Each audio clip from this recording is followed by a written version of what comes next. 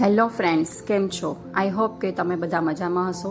તો મારા એક નવા વ્લોગમાં આપ સૌનું સ્વાગત છે. જો મારા વ્લોગ તમને પસંદ આવતા હોય તો please like, share and subscribe. હવે અહીંયા અમે બધા રેડી થઈ ગયા છે અને અહીંયા મીશોને પણ હવે રેડી કરવા માટે એને ઉઠાડીએ છીએ. પણ એ એટલી સરસ મજાની નીંદરમાં સૂતી છે કે એને ઉઠાડવાનું મન જ નથી થતું અને હવે લાસ્ટમાં તે ઉઠી જ ગઈ ફાઇનલી.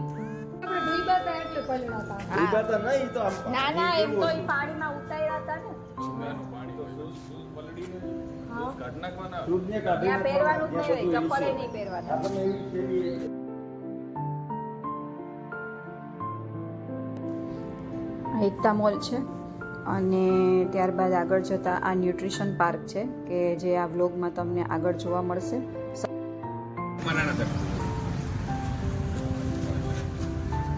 ये है रजवाड़ी चाय. यहाँ पे ये भैया पौवा और चाय दे रहे हैं. તો અહીંયા અમે નાસ્તો કરવા માટે આવી ગયા છીએ અને સરસ મજાના પૌવા બટેટા અને ચાય હતી એટલે સવારમાં નાસ્તો અમે ભરપેટ કરી લીધો છે.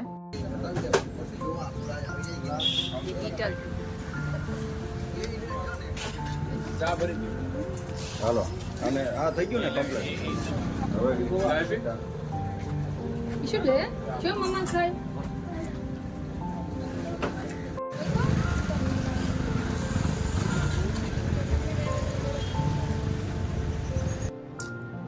અહીંયા અમે સરદાર સરોવર ડેમે આવી ગયા છે અને આ બહુ સરસ મજાનું દ્રશ્ય છે.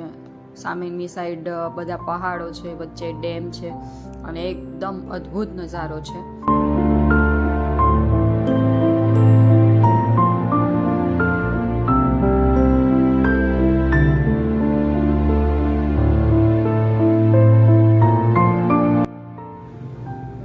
અહીંયા બધું ચોખ્ખું કરવા માટે પાણી ખાલી કરી દેવામાં આવ્યું છે એટલે અત્યારે અહીંયા પાણી જોવા નથી મળતું, નહીંતર તો આખો એરિયો પાણીથી ભરેલો જ હોય છે. જો આ કેટલું સરસ મજાનું દ્રશ્ય દેખાય છે અને નજરે જોઈએ ત્યારે તો આહલાદક અનુભવ થાય. અત્યારે વિડીયોમાં જો આટલું સરસ દેખાતું હોય તો નજરે જોતા તો કેટલું સરસ દેખાય.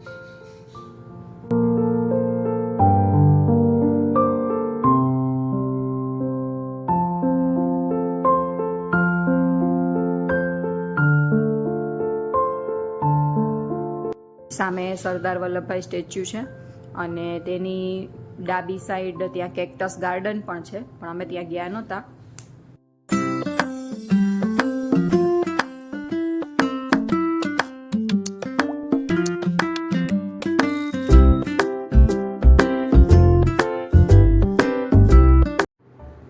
જુઓ આ પિંક ઇલેક્ટ્રિક રિક્ષા છે અને સ્ત્રી સશક્તિકરણનું આ ઉત્તમ ઉદાહરણ છે કારણ કે સ્ત્રીઓ જ આ રિક્ષા ચલાવે છે ત્યાં. અહીંયા નર્મદા નદીમાં રાફ્ટિંગની પણ સુવિધા છે તો એની પણ ટિકિટ છે એટલે અહીંયા આ લોકો રાફ્ટિંગ માટેની ટિકિટ બુક કરાવે છે અને મારે તો રાફ્ટિંગમાં જવું નહોતું એટલે હું અત્યારે ન્યુટ્રિશન પાર્કમાં આવે જાઉં છું. ચિલ્ડ્રન પાર્ક છે ત્યાં જઈ રહી છું હું ને નાનકડી મીશો, કારણ કે મીશોને ત્યાં અલાઉડ નહોતું, નાના બચ્ચાને અલાઉડ નથી હોતું ત્યાં, એટલે હું ને બંને બે ન્યુટ્રિશન પાર્કમાં ફરવા જઈએ છીએ. અને ન્યુટ્રિશન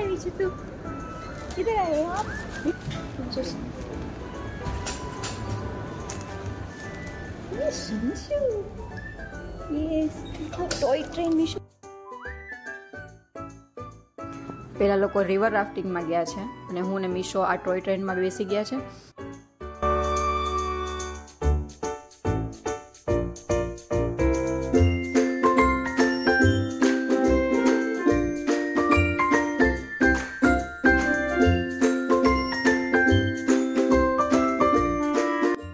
આ ટોય ટ્રેન છે દરેક સ્ટેશને આપણને પહોંચાડતી જાય છે અને દરેક વિભાગમાં પહોંચાડી અને ત્યાં જે કંઈક ગેમ ઝોન આવેલા હોય તે ગેમ ઝોનમાં ગેમ રમી અને ફરીથી પાછું ટોય ટ્રેનમાં બેસી જવાનું. मेरा नाम किसान कुमार, आओ बच्चों मेरे द्वार, फल शकम गृहम घूमो, जानो कैसे उगता सब आहार, जो भी सब्जी तुमको भाती वो मेरे खेतों से आती, मीठे फल जो मैं उगाता वो माँ लेके तुम्हें खिलाती, चाहे हो वो दाल चावल या फिर हो रोटी का गेहूं, चना राजमा ज्वार बाजरा, सब अनाज का स्रोत ही मैं।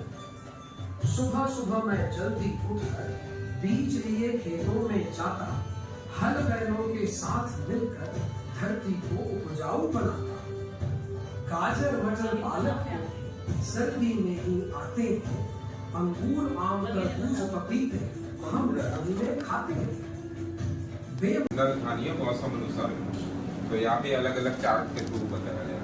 तो जो पहले येलो कलर का चार्ट बताया, ये समर सीजन का है। तो अभी समर सीजन चल रहा है, तो समर सीजन में कौन से फल और सब्जियाँ खानी चाहिए उसके बारे में बताया गया। उसके साथ उसके बेनिफिट्स भी बताए गए ऊपर, कि खाने से कौन से विटामिन मिलते हैं और उसके फायदे भी बताए गए साथ। આ સ્ટેશનમાં અહીંયા આપણને ચિત્રમાં આપણને એવું બતાવે છે કે ખેડૂત છે એ ફાર્મિંગ કઈ રીતે કરે છે, તે બીજ કઈ રીતે વાવે છે, બીજમાંથી તે નવા ફળ ફ્રૂટ ધાન્ય કઈ રીતે ઉગાડે છે, તે પહેલેથી લઈ અને છેલ્લે સુધીની બધી જ પ્રક્રિયા અને પદ્ધતિ આપણને સમજાવે છે, જેથી બાળકોને પણ એમાંથી ઘણું બધું શીખવા મળે અને બાળકોની સાથે સાથે મોટા પણ સમજી શકે કે ભાઈ આપણે બીજને વાવી અને છેક સુધી લઈ આવવામાં ખેડૂતને કેટલી મહેનત પડતી હોય છે.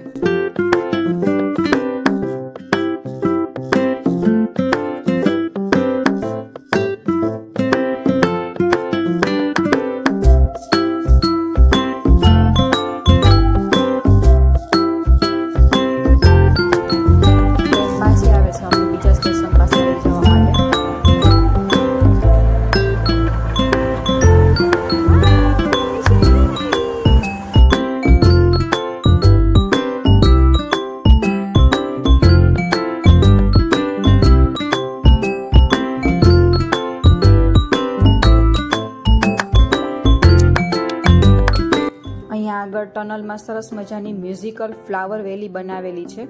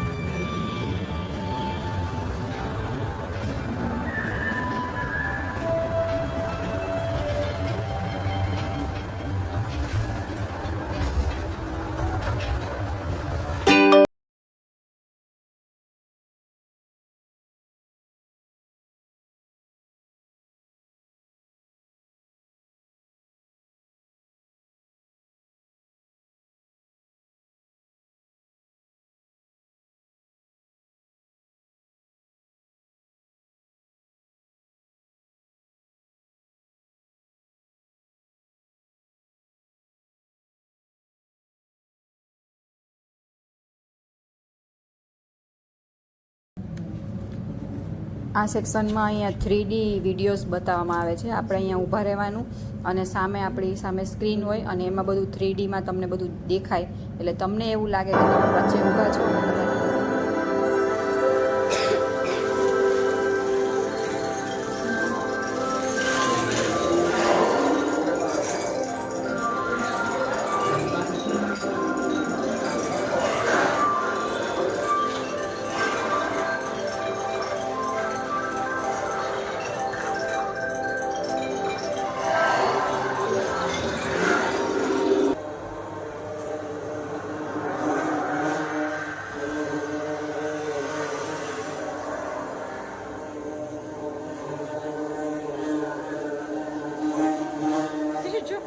સામે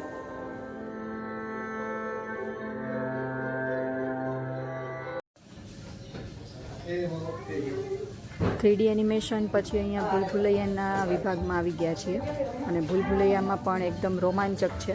અહીંયા મીશો હાથ ઊંચો કરીને જોઈ છે કે અહીંયા હું મારી જેવી સામે કોપી ક્યાંથી આવી ગઈ છે, પણ અહીંયા બધી જ બાજુએ કાચ છે અને રસ્તો શોધવો એ બહુ અઘરો પડી જાય છે અત્યારે. અને અમારી ભેગું એક ફેમિલી છે એટલે એમ વાંધો નથી આવતો મને કે એની પાછળ હું પણ જાતી જ જાઉં છું. અહીંયા ખુલ્લું છે.